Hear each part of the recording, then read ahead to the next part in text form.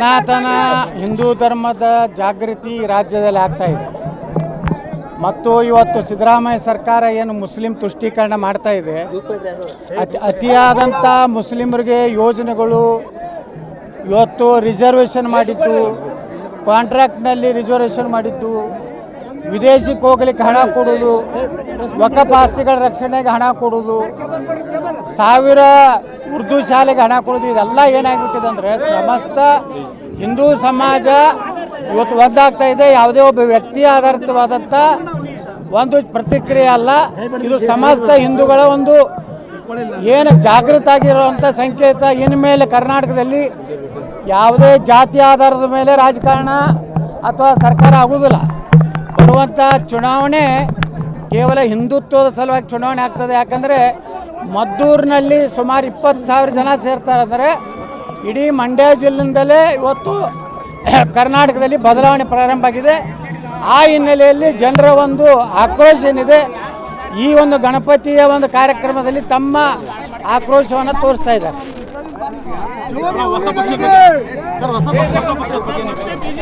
ನೋಡಿ, ಯಾವುದೂ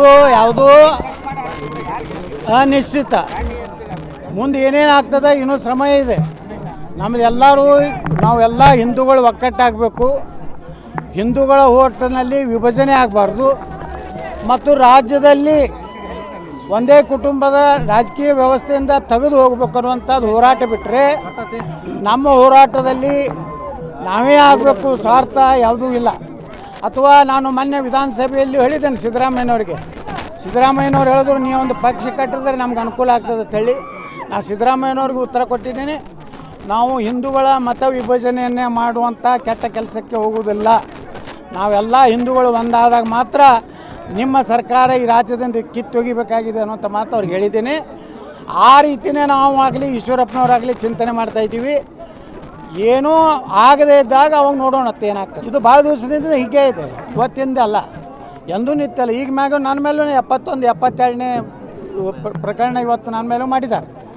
ಸುಮ್ಮನೆ ನಿನ್ನೆ ದಲಿತರ ಬಗ್ಗೆ ನಾನು ಹಗುರವಾಗಿ ಮಾತಾಡಿನ ಅಂತೇಳಿ ಯಾವ್ಯಾವ ಚಾನೆಲ್ನಲ್ಲಿ ನನ್ನ ಬಗ್ಗೆ ಅಸಹ್ಯಕರ ಏನು ತೋರಿಸ್ಯಾರಲ್ಲ ಅವರೆಲ್ಲರ ಮೇಲೂ ನಾನು ಮಾನನಷ್ಟ ಮೊಕದ್ದಮೆ ಹಾಕ್ತೀನಿ.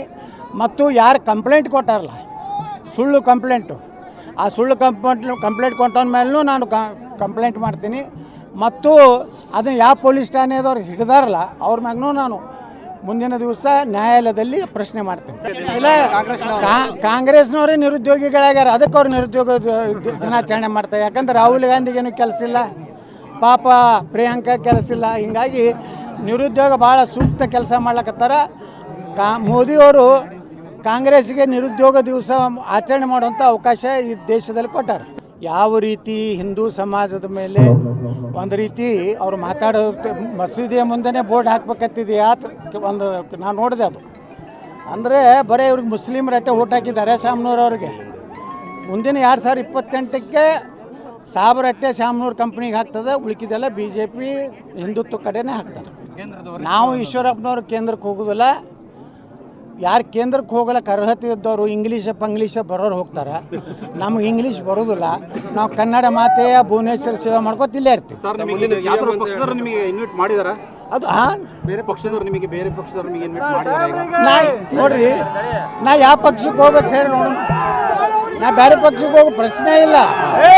ನಾ ಅಲ್ಲಿ ಮೊನ್ನೆ ವಿಧಾನಸಭೆದಾಗ ಹೇಳೀನಿ, ನಾನು ಯಾವುದೇ ಪರಿಸ್ಥಿತಿಯಲ್ಲಿ ಸತ್ರು ಸಹ ಕಾಂಗ್ರೆಸ್ಗೆ ಹೋಗೋದಿಲ್ಲ, JDSಗೆ ಹೋಗೋದಿಲ್ಲ.